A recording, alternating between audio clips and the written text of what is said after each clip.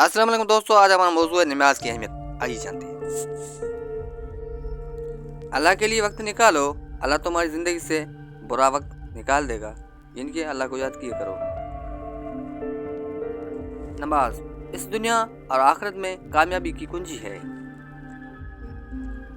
बेशक नमाज ही साथी है दुनिया से कब्र तक, कब्र से हशर तक और हशर से जन्नत तक।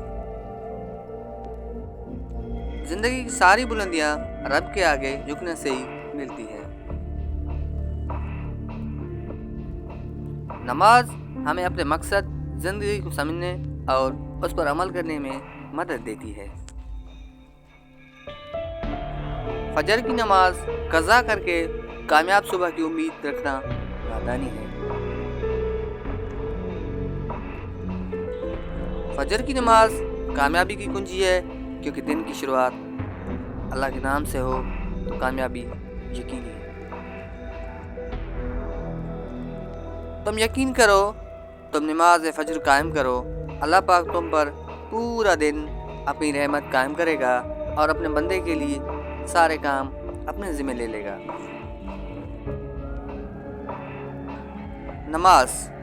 नमाज ईमान का सुतून है और ये अल्लाह ताला से बराह रास्त राब्ते करने का बेहतरीन जरिया है। अगर आप कामयाबी चाहते हो तो नमाजी बन जाओ, क्योंकि नमाज के बगैर कोई भी कामयाबी मुमकिन नहीं। नमाज मिट्टी के इंसान को सोना बना देती है।